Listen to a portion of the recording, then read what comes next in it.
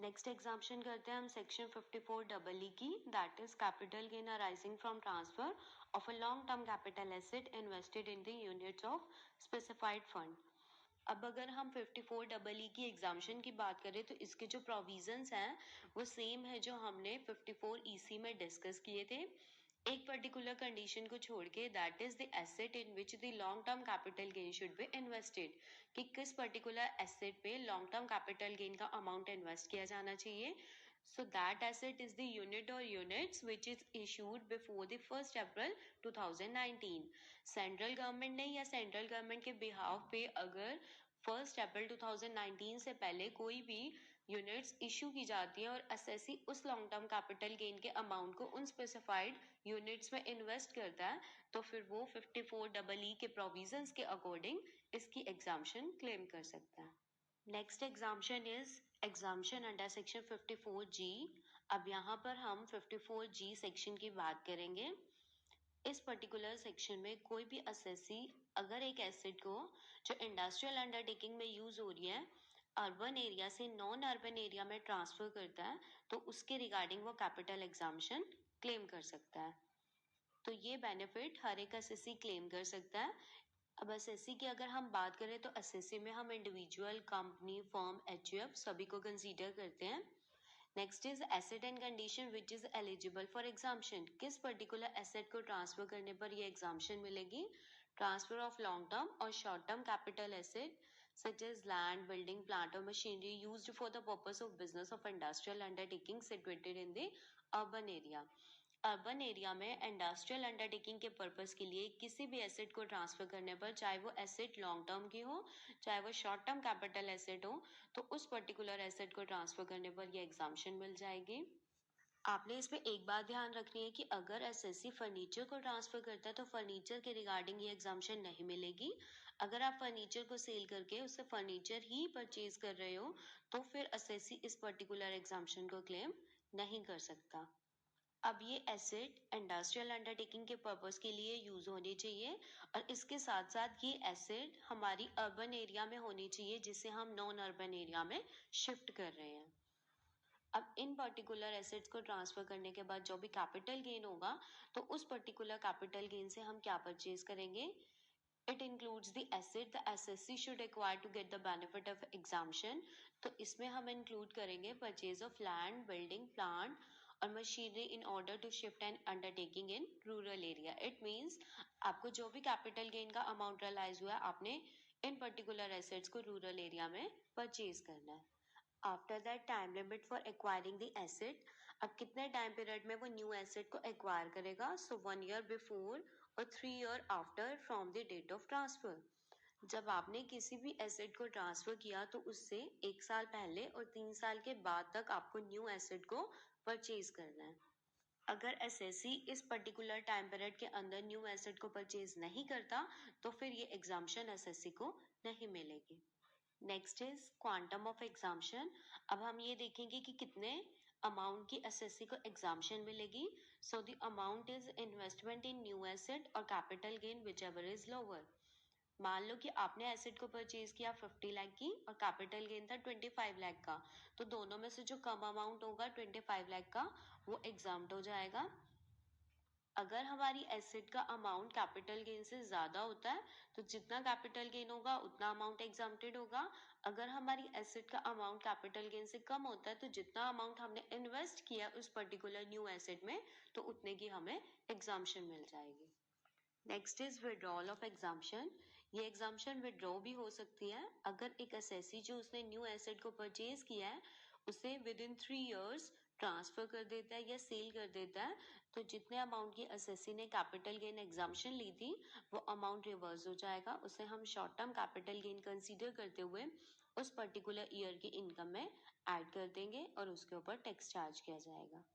Next is tax on unutilised amount. तो यहाँ पर भी कैपिटल गेन अकाउंट स्कीम में अमाउंट को डिपॉजिट कराना जरूरी है।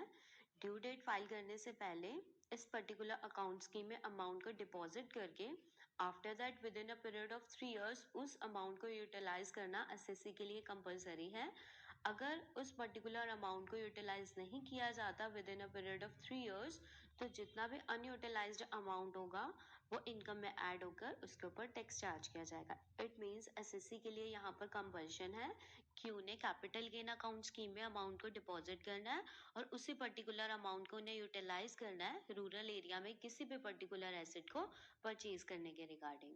सो ये था आपका सेक्शन 54G। नेक्स्ट सेक्शन की बात करते हैं हम, that is 54GA।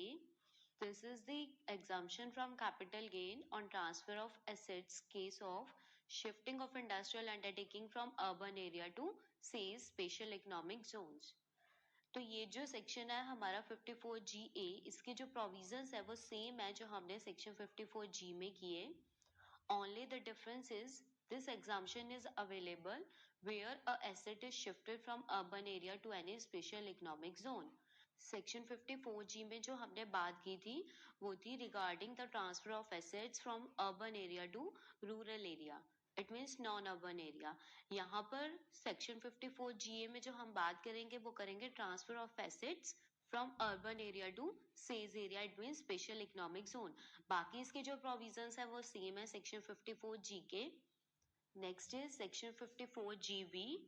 This is the exemption regarding the capital gain on transfer of residential property to finance the small or medium enterprises। तो इसके रिगार्डिंग कौन बेनिफिट क्लेम कर सकता है? Who is entitled for exemption, individual और HUF. कोई भी individual और हिंदू अनडिवाइडेड फैमिलीज के रिगार्डिंग एग्जाम्शन क्लेम कर सकते हैं। Next is assets and conditions which is eligible for exemption. अब किस पर्टिकुलर एसेट को ट्रांसफर करने पर ये एग्जाम्शन मिलेगी? So the transfer of long term residential property transferred before 1 अप्रैल 2017। अब इसमें इंडिविजुअल या HUF, it means SSC, long term residential property को ट्रांसफर करेगा इस एग्जाम्शन को क्लेम करने के लिए। रेजिडेंशियल प्रॉपर्टी में हम हाउस और रेजिडेंशियल प्लॉट को भी कंसीडर करेंगे। ये जो ट्रांसफर होगा ये 1 अप्रैल 2017 से पहले का होगा, तभी ये एग्जाम्शन क्लेम की जा सकती है। Next condition is asset the SSC should acquire to get the benefit of exemption. अब एसएससी किस पर्टिकुलर एसेट को एक्वायर करेगा इस एग्जाम्शन को क्लेम करने के लिए?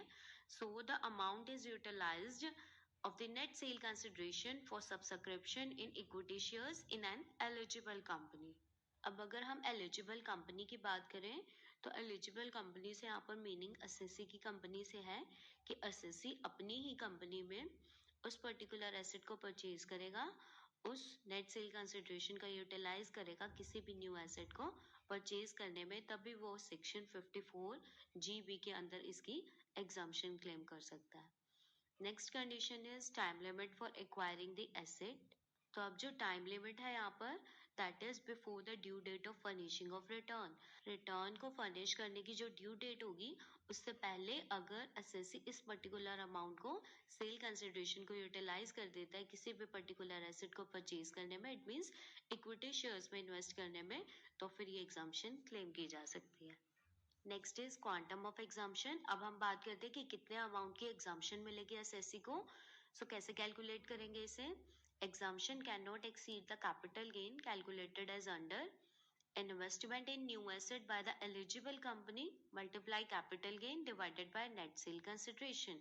तो इस तरह से हम एग्जाम्शन को कैलकुलेट करेंगे कि जो भी हम न्यू एसेट में इन्वेस्टमेंट करेंगे उससे हम मल्टीप्लाई कर देंगे जितना भी अमाउंट होगा कैपिटल गेन का, और जितना नेट सेल कंसिडरेशन होगा उससे डिवाइड करके कैपिटल गेन एग्जाम्शन का अमाउंट आ जाएगा।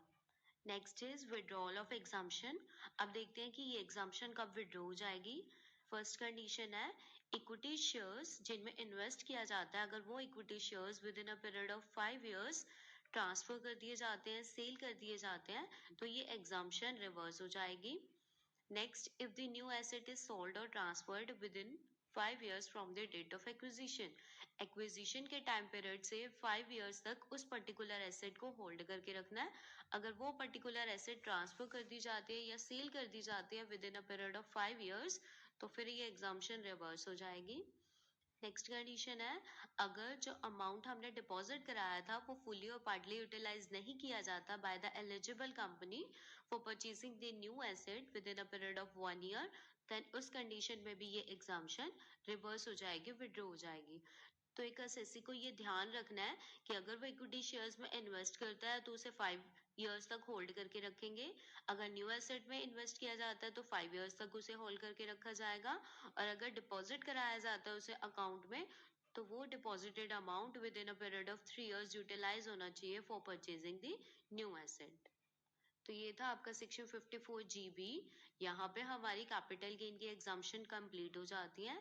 इसके साथ साथ आपका कैपिटल गेन का चैप्टर भी कंप्लीट हो जाता है।